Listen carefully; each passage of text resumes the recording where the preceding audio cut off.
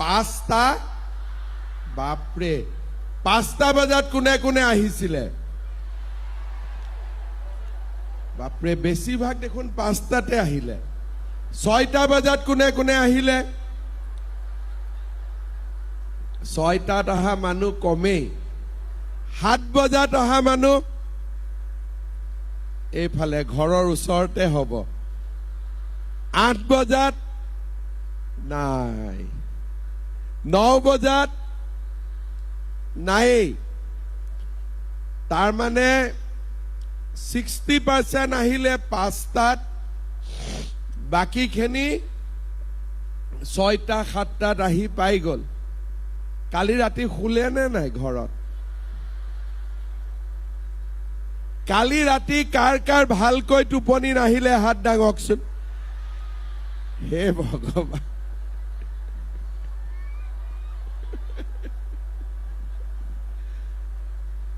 মই ঠিক ভাবি আছিলো 5টা বজাত ইয়াত আহি পাবৰ কাৰণে তো 3টা বজাতে ৰাতি উঠিব লাগিব ঘৰত গতিকে কালিটো টোপনি নহলেই ৰাতিপুৱা ঘৰত শুই উঠিলে মিটিঙত আহিলে ঘৰৰ মানুহজনক চাহ পানী খুৱাই আহিলে নে নাই খুৱা দুপৰীয়া ভাত কোনে বনাব এতিয়া গম নাপায় আৰু যোনে বনাব আৰু আজি আমাৰ অসমত এতিয়ালৈকে মই 93টা সমষ্টিত আমি পুঁজি যোগান ধৰিলো যতে খুদিছো ৰাতি শুইছিলে নে সকলোৱে কয় কালি ৰাতি টোপনি অহা নাই তাৰ মানে আমাৰ মহিলাসকলৰ এই আঁচনিটো লৈ বহুত উৎসাহ আছে মইতো MLA মন্ত্ৰী হৈ থকা মোৰ আজি 25 বছৰ হ'ল কিন্তু আজিলৈকে মই এনেকুৱা মিটিং দেখা নাই চৰকাৰে মিটিং দিছে 10টাত মহিলাসকল আহি গৈছে ৰাতিপুৱা 5টা বজাত এইটো প্ৰথম অসমত ৰেকৰ্ড হৈছে আজিৰ সভাত উপস্থিত সন্মানীয় মন্ত্ৰী বিমল বৰা ডাঙৰীয়া আমাৰ সাংসদ ৰামেশ্বৰ তেলী ডাঙৰীয়া ডিগবৈ সমষ্টিৰ আপোনালোকৰ মৰমৰ বিধায়ক সুৰেন ফুকন ডাঙৰীয়া সন্মানীয় বিধায়ক সঞ্জয় কিষাণ ডাঙৰীয়া ভাস্কৰ শৰ্মা ডাঙৰীয়া আমাৰ মাজত উপস্থিত ভদ্ৰেশ্বৰ মৰাণ ডাঙৰীয়া তৃষ্ণা ফুকন বৈৰাগী ডাঙৰীয়ানী অৰুণজ্যোতি মৰাণ ডাঙৰীয়া লক্ষ্য কোঁৱৰ ডাঙৰীয়া কুশকান্ত বৰা ডাঙৰীয়া সুদীপ্ত দত্ত চৌধুৰী ডাঙৰীয়া কুণ্ডল বৰগোহাঁই ডাঙৰীয়া আৰতী দেৱী শৰ্মা ডাঙৰীয়ানী ৰশ্মিৰেখা দহোটীয়া ডাঙৰীয়ানী হুনমণি মৰাণ ডাঙৰীয়ানী দিগন্ত শইকীয়া ডাঙৰীয়া মূলেন্দ্ৰ মৰাণ ডাঙৰীয়াকে আদি কৰি মঞ্চত উপবিষ্ট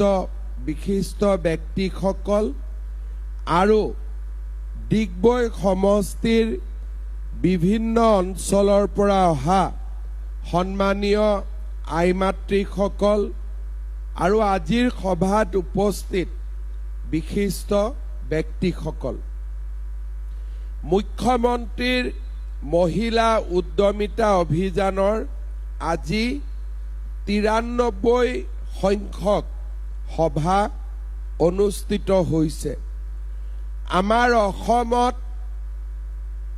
126টা সমষ্টি আছে আজি আমি 93টা সমষ্টিত পুঁজি বিতৰণ সম্পূৰ্ণ কৰিম আৰু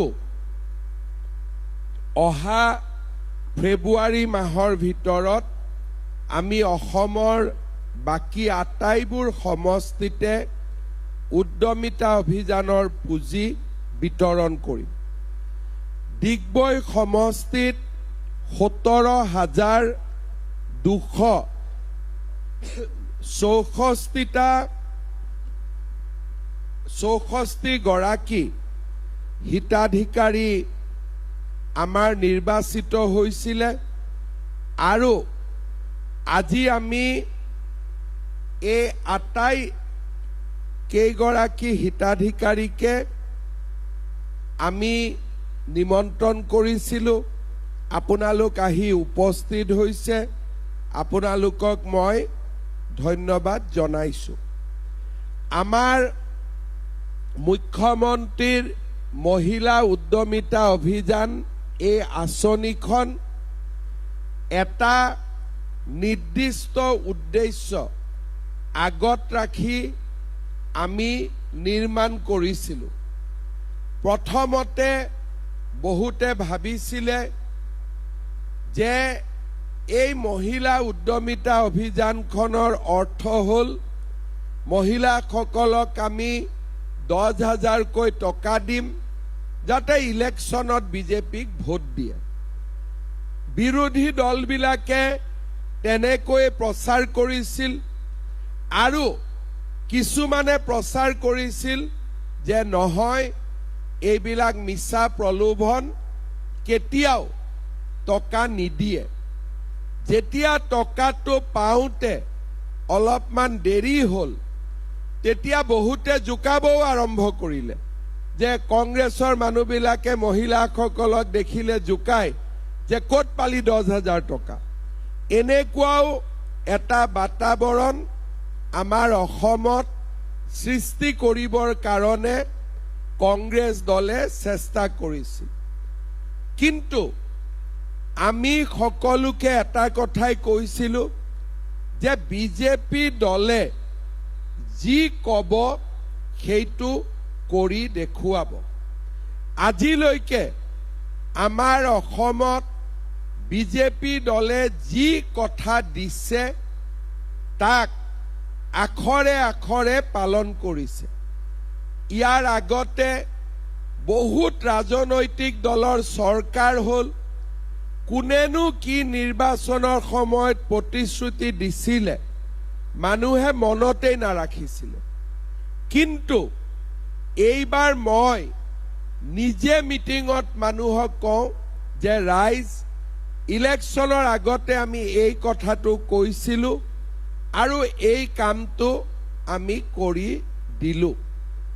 উদাহৰণস্বৰূপে ইলেকশ্যনৰ সময়ত আমি ৰাইজক কৈছিলোঁ যে বিজেপিৰ যদি চৰকাৰ আহে আমি 1 লাখ যুৱক যুৱতীক চৰকাৰী চাকৰি দিম। মানুহে ভাবিছিলে যে এইবিলাক ইলেকশ্যনৰ সময়ত কোৱা কথা, ইলেকশ্যন পাৰ হৈ যাব, দিছপুৰত যোনে যাব সিয়ে কথা পাহৰি যাব।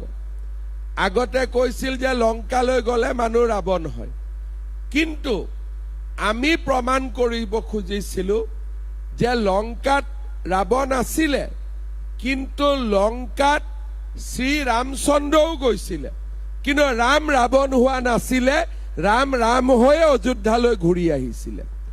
তেনেকৈ আমি প্ৰমাণ কৰিব খুজিছিলোঁ যে আমি যেতিয়া দিছপুৰত থাকিম, যি কথা দিছিলোঁ তাক আমি আখৰে আখৰে পালন কৰিম।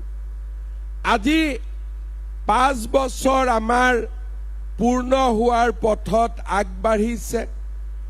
1 লাখ চাকৰি দিয়াৰ কথা কৈছিলোঁ, 1,60,000 ল'ৰা ছোৱালীক এতিয়ালৈকে আমি চাকৰি দিলোঁ।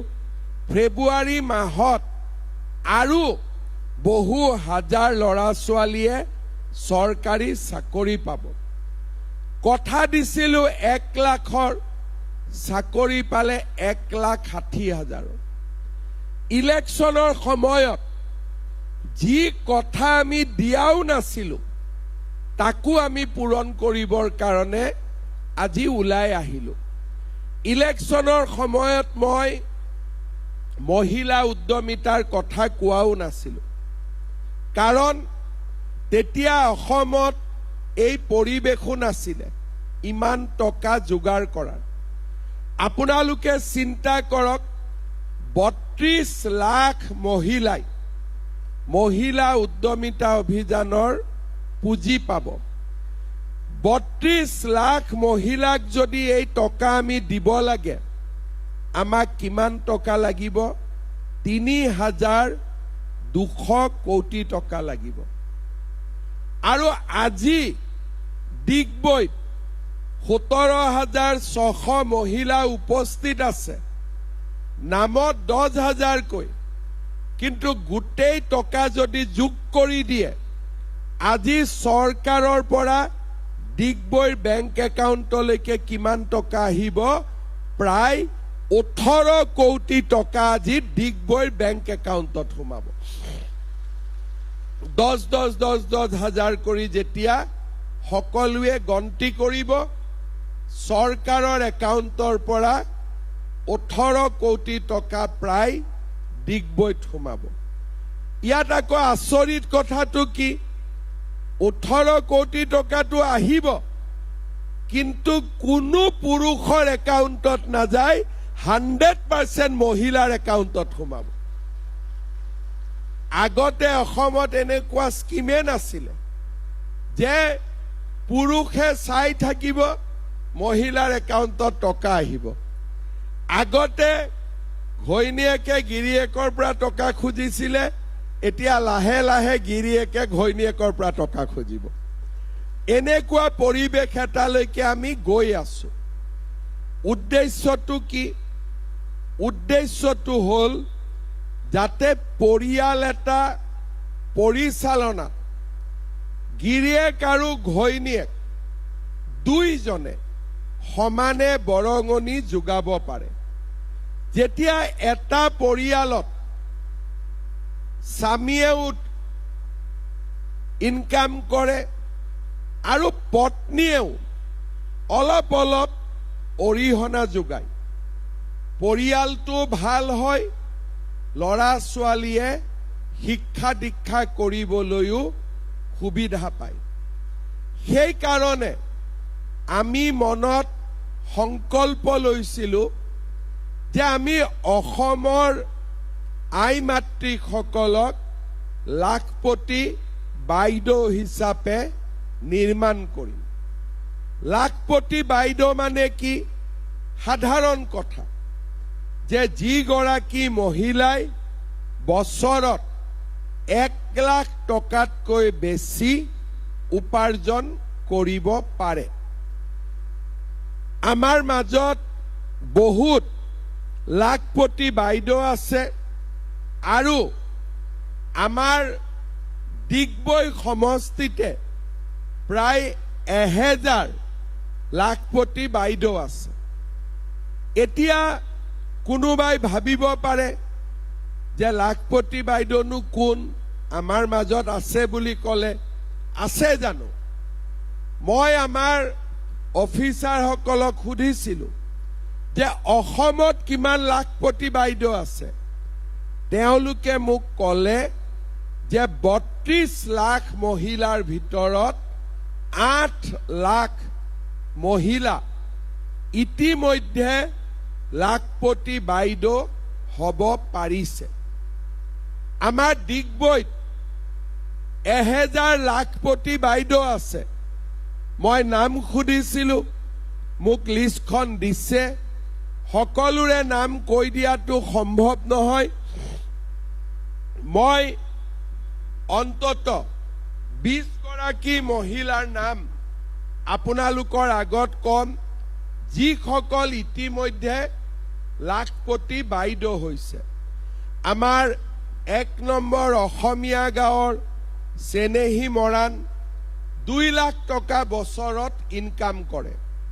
ঔগুৰি গাঁৱৰ কুহিলতা বৰুৱা, ওপৰ মামৰাণী গাঁৱৰ মামনি বৰুৱা, ঔগুৰি গাঁৱৰ ৰঞ্জিতা মৰাণ, টিংৰাই গাঁৱৰ মমী মৰাণ গড়, ঔগুৰি গাঁৱৰ দেৱৰী মাঝি, উভতাজান গাঁৱৰ সীতা দেৱী, হলংহাবি বাগিচাৰ সংগীতা দাস, টকৌৱানী গাঁৱৰ অনিতা দেৱী, পানীখোৱা গাঁৱৰ মুনমী গগৈ, টিংৰাই বনগাঁৱৰ সুমি সোৰেন, বৰহাবজান গাঁৱৰ মনসা দেৱী, টকৌৱানী গাঁৱৰ চিনু উৰিয়া, অসমীয়া পথাৰ গাঁৱৰ জ্যোতিমণি দেৱী, ওপৰ মামৰাণী গাঁৱৰ পপী গগৈ মৰাণ, হলংহাবি বাগিচাৰ সুমতি পাল, পানীখোৱা গাঁৱৰ পুণ্যলতা মৰাণ, ৰাইদাং গাঁৱৰ ৰূপদা মৰাণ,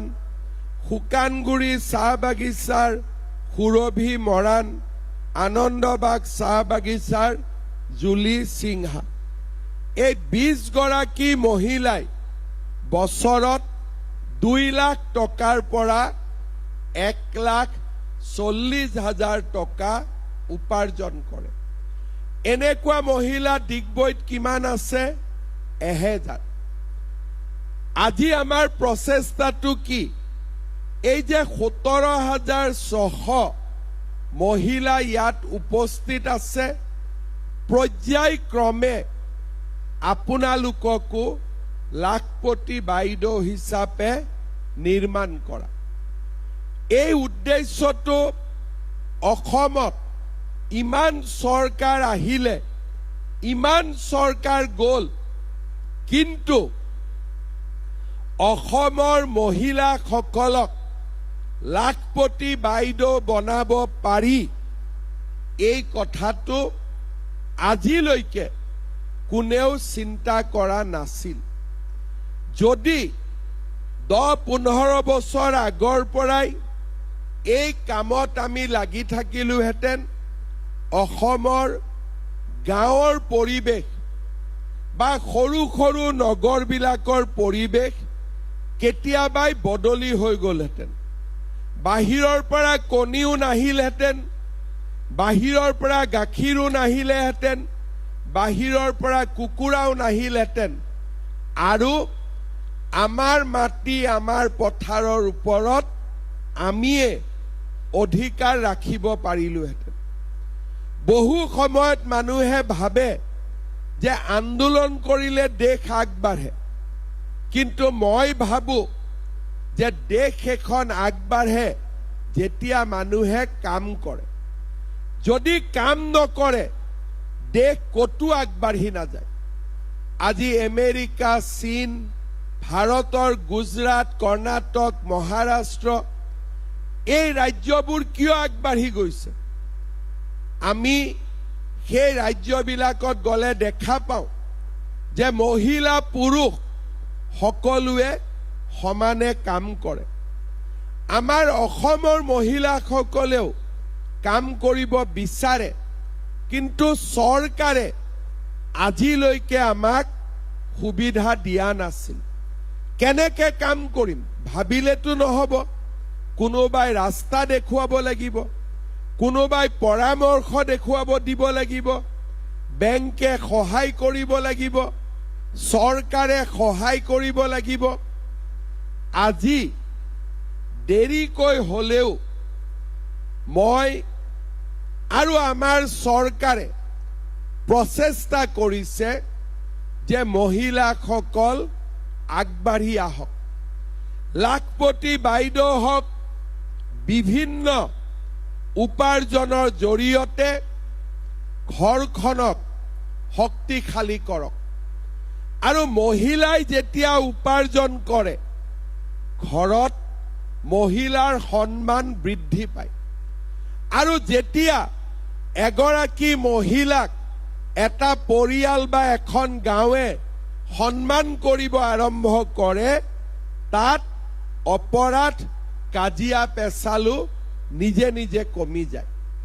মই নিজে দেখিছোঁ, অসমত যেতিয়া মই চৰকাৰৰ দায়িত্ব লৈছিলোঁ, মহিলাৰ ওপৰত অপৰাধৰ গোচৰ প্ৰতি বছৰে 60,000 ৰেজিষ্টাৰ হৈছিল। কিন্তু যেতিয়াৰ পৰা ৰাইজে গম পালে যে চৰকাৰ মহিলাসকলৰ লগত আছে আৰু মহিলাসকলক আগবাঢ়ি যোৱাটো চৰকাৰে বিচাৰে, আজি দ্ৰুত গতিত মহিলাৰ বিৰুদ্ধে অপৰাধ কমিছে, বাল্য বিবাহ কমিছে আৰু মহিলাসকলে সমাজৰ উন্নতিৰ কামত নিজক জড়িত কৰিছে। আজি পৰিৱৰ্তন হৈছে। মহিলাৰ মাজৰ পৰাই আশা কৰ্মী ওলাইছে, অংগনবাদী কৰ্মী ওলাইছে, সহায়িকা ওলাইছে, জীৱিকা সখী, বেংক সখী ওলাইছে। আজি যিকোনো মিটিঙত 50% 60% মহিলা থাকিবই। অসমত এনেকুৱা এটা পৰিৱেশ সৃষ্টি হৈছে।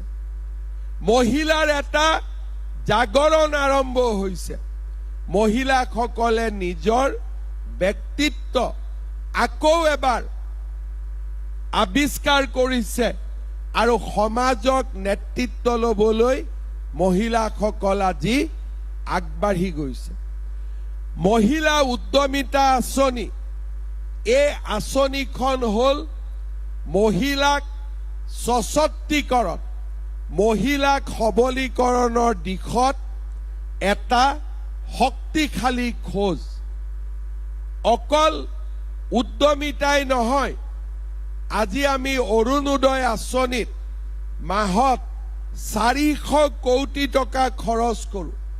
বছৰত 4,800 কোটি টকা ক'ত যায়? মহিলাৰ বেংক একাউণ্টত যায়। এতিয়া অসমত বেংকত আটাইতকৈ বেছি মহিলাৰ বেংক একাউণ্ট। আটাইতকৈ বেংকৰ বিষয়ে বুজি পোৱা হৈছে মহিলাসকলে। কাৰণ পুৰুষক সহায় কৰিবলৈ জীৱিকা সখী, বেংক সখী, পশু সখী নাই। কিন্তু মহিলাক সহায় কৰিবলৈ চৰকাৰে এটা সিস্টেম বনাই লৈছে যে ASRLM আছে, সখী আছে, ভিঅ আছে, CLF আছে। পুৰুষৰ কাৰণে নাই, কাৰ কাৰণে আছে? মহিলাৰ কাৰণে।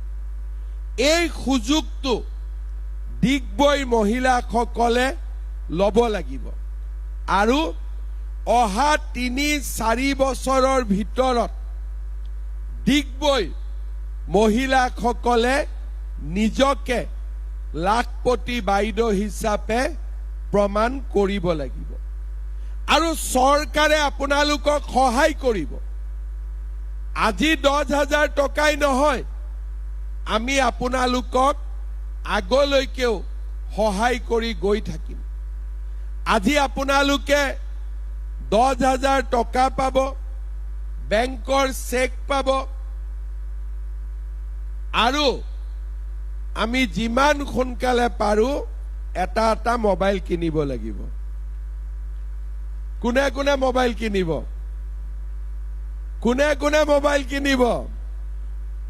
আচ্ছা, মোবাইল কোনে কোনে নিকিনে হাত ডাঙক এতিয়া। ঠিক আছে, তেতিয়াহ'লে যদি মোবাইল নিকিনে মই আগৰ কথাখিনি কম, কিন্তু মোবাইল কিনিলে আগৰ কথা কৈ লাভ নহ'ব।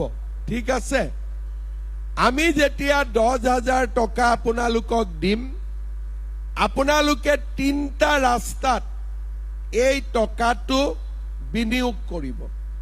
প্ৰথম 10,000 টকাটো ললো, গোটৰ একাউণ্টত আমি 10,000 টকাটো জমা দিলো। কিমান হ'ল? 1 লাখ হ'ল। 4 গৰাকী সদস্যই 25,000 টকাৰ লোন ললে, কাম কৰিলে, উভতাই দিলে আৰু 4 জনে পিছত ললে। আমাৰ গ্ৰুপটো চলি থাকিলে। 1 নম্বৰ। 2 নম্বৰ, কোনোবাই ক'ব যে আমি গোটত নিদিও, নালাগে। আমি কি কৰিম? আমি নিজে কৰিম। 10,000 টকাটো লৈ কোনোবাই ছাগলী কিনক, কোনোবাই গাহৰি কিনক, কোনোবাই ঘৰৰ ফিচাৰীটোত মাছৰ পোনা দিয়ক, চিলাই মেচিন কিনক, হালৰ কাৰণে সূতা কিনক আৰু আপোনালোক আগবাঢ়ি যাওক। কিছুমান মহিলাই ক'ব যে আমি নিজে কিবা এটা কৰিব আমাৰ ভয় লাগে কোনো কথা নাই আমাৰ হাজবেণ্ড সকলৰ যি ব্যৱসায় আছে কাৰোবাৰ দোকান আছে কোনোবাই আন ব্যৱসায় কৰে কাৰোবাৰ ঘৰত খেতি আছে কাৰোবাৰ ফিচাৰী আছে তাতে 10,000 টকাটো লগাই দিয়ক ঘৰৰ বিজনেছতে ঘৰৰ ব্যৱসায়তে 10,000 টকাটো লগাই দিয়ক তিনটা ৰাস্তা দিলো গোটত দিয়ক নহলে নিজে কৰক নহলে হাজবেণ্ডৰ লগত লগ লাগি কৰক তাৰ পিছত কি হ'ব 6 মাহ 7 মাহ পিছত আমি আপোনালোকৰ ঘৰত যাম আমি খুদিম বাইদেউ 10,000 টকাটো পাইছিলে বোলে পাইছিলো টকাটো দি কি কৰিলে বোলে পুৰণা মোবাইলটো বেয়া হৈ গৈছিল নতুন ললো পৰীক্ষাত ফেল বাইদেউ টকাটো কি কৰিলে বোলে বিহু আহি গল কাপোৰ ললো পৰীক্ষাত ফেল আৰু এঘৰৰ তাত গলো বাইদেউ টকাটো কি কৰিলে বোলে আমি গ্ৰুপত দিলো গোটটো এতিয়া ভাল কৰি চলি আছে বাইদেউ টকাটো ক'ত খৰচ কৰিলে বোলে আমি সিলাই মেচিন এটা কিনিলো ছাগলী কিনিলো ফিচাৰীত মাছ দিলো বা আমি পিঠা পনাৰ ব্যৱসায় আৰম্ভ কৰিলো পৰীক্ষাত পাছ বাইদেউ কি কৰিলে বোলে বজাৰত মোৰ হাজবেণ্ডৰ এখন দোকান আছিলে তাতে আমি 10,000 টকাটো লগাই দিলো এতিয়া আমাৰ দোকানখন ভাল চলিছে পৰীক্ষাত পাছ টিংৰাই ষ্টেডিয়ামত আপোনালোকক আকৌ মাতিম আৰু অহাবাৰ আমি আপোনালোকক 10,000 নহয় 25,000 টকাকৈ আমি আপোনালোকক দিম কাক লাগিব 25,000 বাপৰে সবকে লাগিব ঠিক আছে 10,000 হল 25,000 হল তৃতীয় বছৰত আমি আপোনালোকৰ ঘৰত আকৌ যাম যে বাইদেউ 10 পালে বোলে পালো 25 পালে পালো কি কৰিলে বোলে আগত যিটো ব্যৱসায় কৰিছিলো 25,000 টকাটো এতিয়া তাতে লগাই দিলো আমাৰ ব্যৱসায়টো আগতকৈ ভাল হৈছে যিসকলে 25,000 টকাটো ভাল কৰি ব্যৱহাৰ কৰিব তেওঁলোকক আমি টিংৰাইত আকৌ মাতিম আৰু তৃতীয় বছৰত আমি আপোনালোকক 50,000 টকাকৈ আমি আপোনালোকক দিম কিমান দিলো 10,000 25,000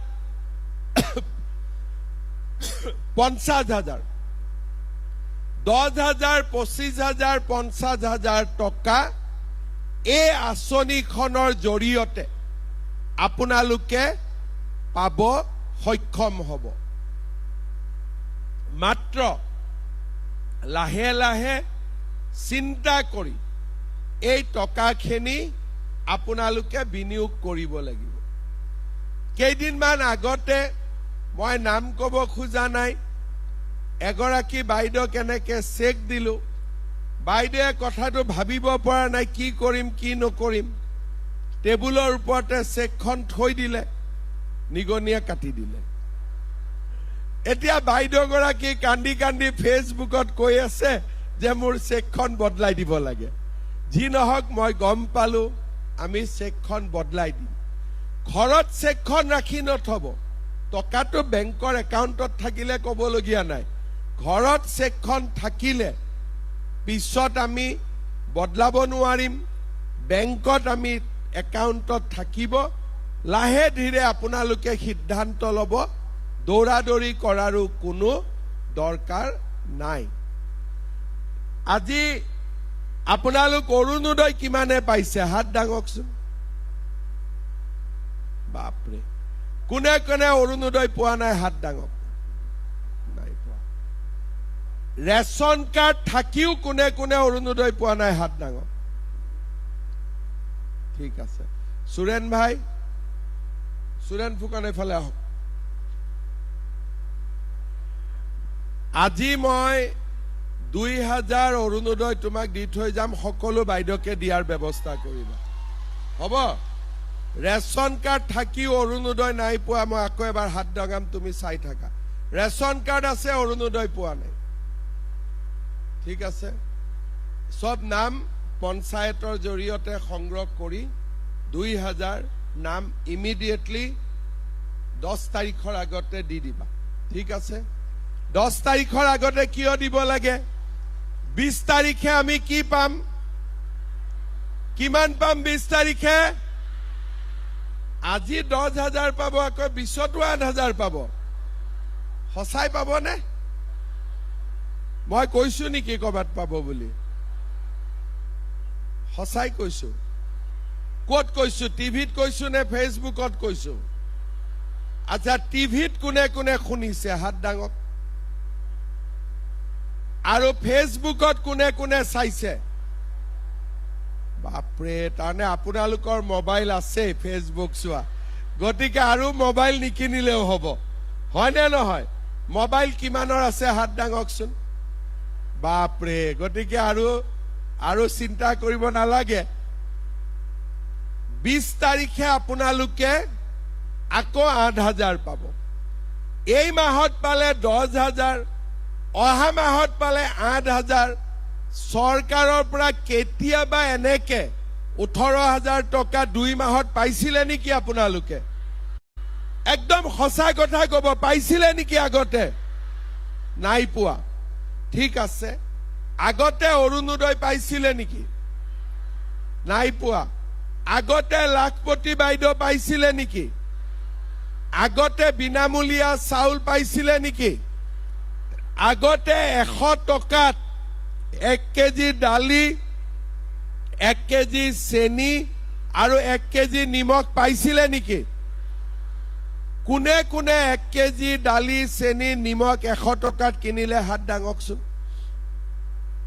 সবে কিনিলে বস্তুৰ কোৱালিটিটো ভাল নে বেয়া দালিখিনি ভাল নে ঠিক আছে আগলৈকে এইটো দি থাকিব লাগিব না নালাগিব লাগিব আৰু লগত কি দিব লাগিব লগত কি দিব লাগিব মিঠাতেল 1 লিটাৰ নে আধা লিটাৰ 1 লিটাৰ এতিয়া যদি আমি ধৰি লওঁ যে 100 টকাটো নালাগে দালি চেনি নিমখ তেল গোটেইখিনি বিনা পইচাত ঘৰত আহি গল ভাল হ'ব নে বেয়া হ'ব কিমান ভাল হ'বনো মই গমে পোৱা নাই ভাল হ'ব পৰিয়ালটো চলোৱাত অলপ সুবিধা হ'ব পাক্কা হ'ব ঠিক আছে এবাৰ বিজেপিক ভোট দি দিয়ক বিনা পইচাত কৰি দিম হ'ব কোনে কোনে বিজেপিক ভোট দিব হাত ডাঙকচোন বাপৰে সবেই দিব আপোনালোকেতো দিব কিন্তু ঘৰৰ মানুহজনেও যাতে দিয়ে দায়িত্বটো আপোনালোকৰ পাৰিবনে নোৱাৰিব বাস আপোনালোকে এইটো কৰি দিয়ক বাকি বিনা পইচাত বস্তু দিয়া কামটো মোৰ ওপৰত থাকিব এইটো মই কৰি দিম হ'ব আজি আপোনালোকে চাওক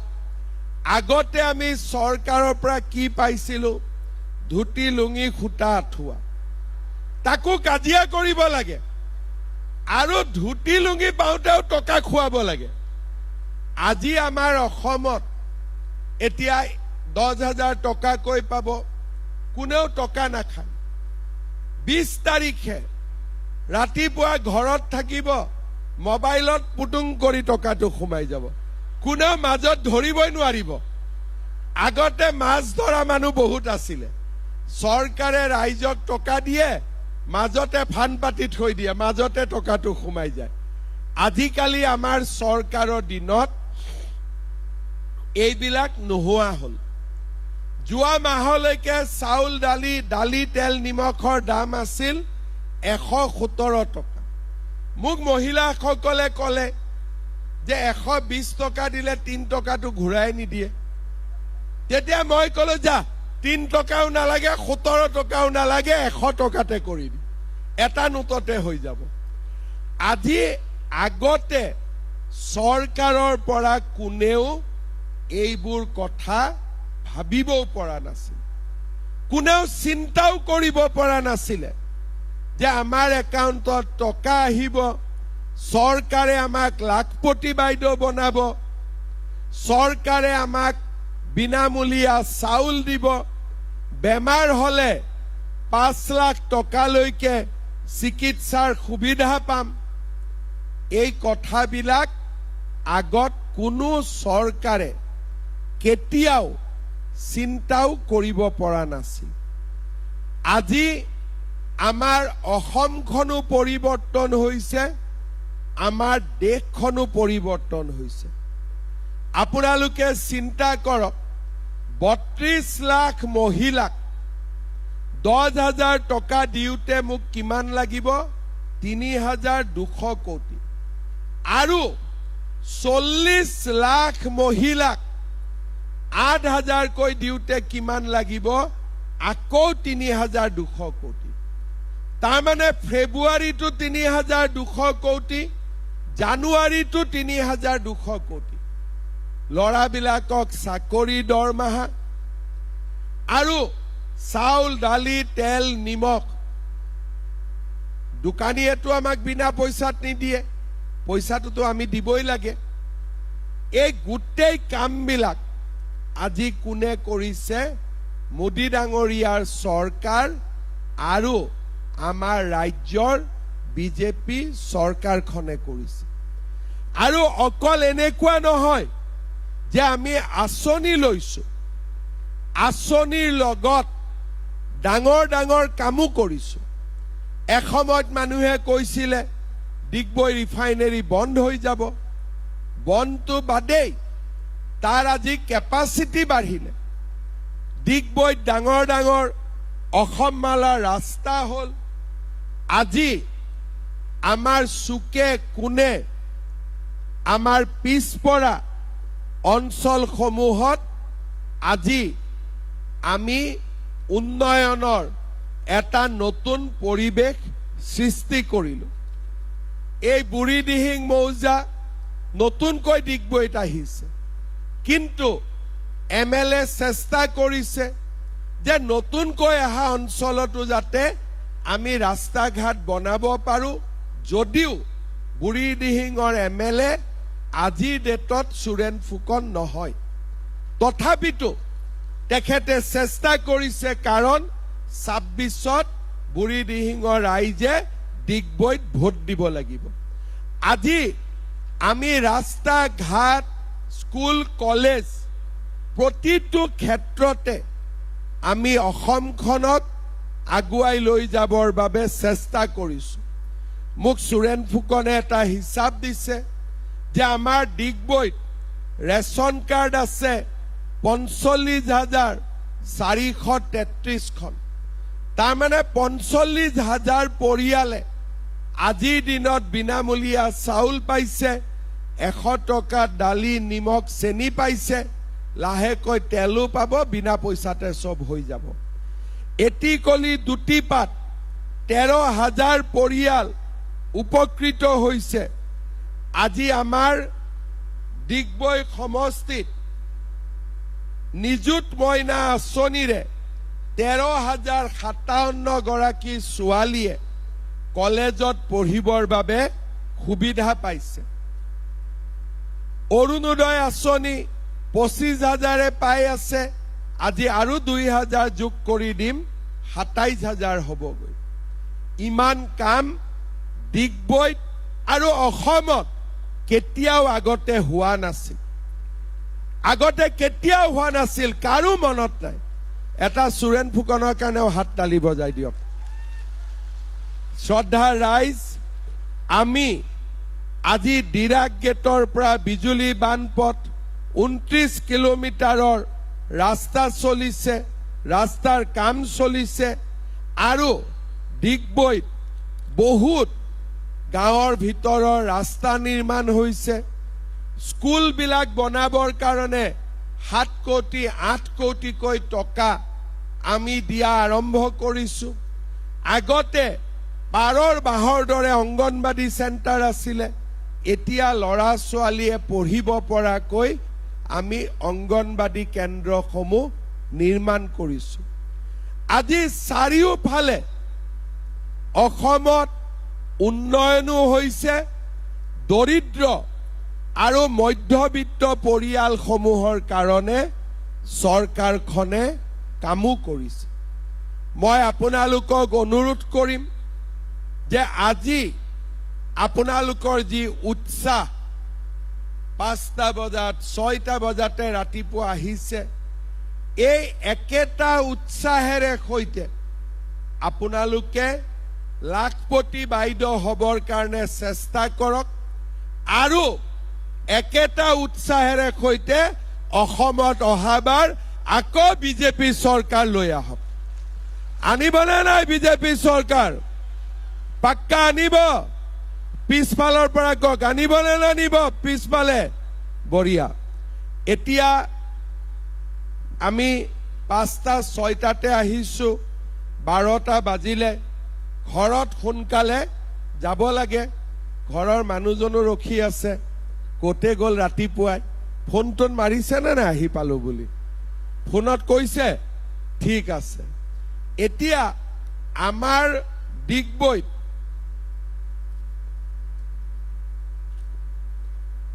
84টা ভিঅ আছে, 84 ভিঅ আছে আৰু আমি ইয়াতে 16টা কাউণ্টাৰ কৰি দিছো।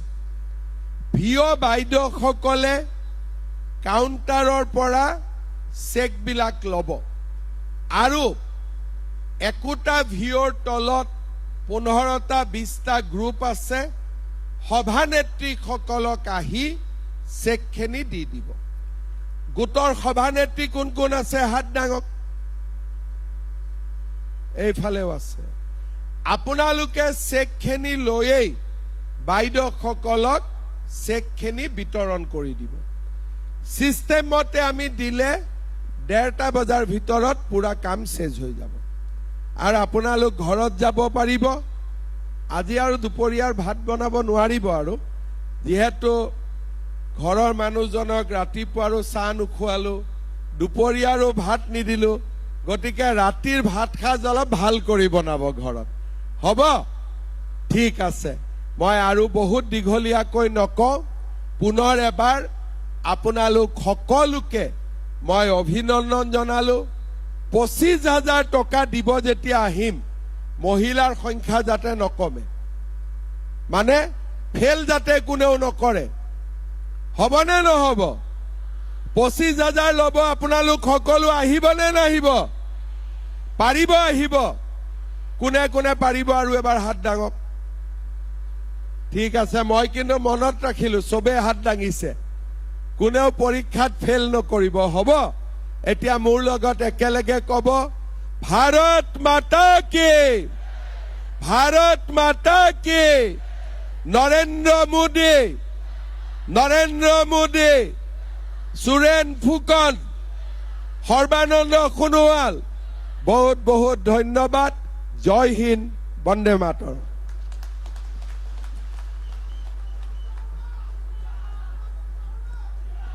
ধন্যবাদ স্যাৰ।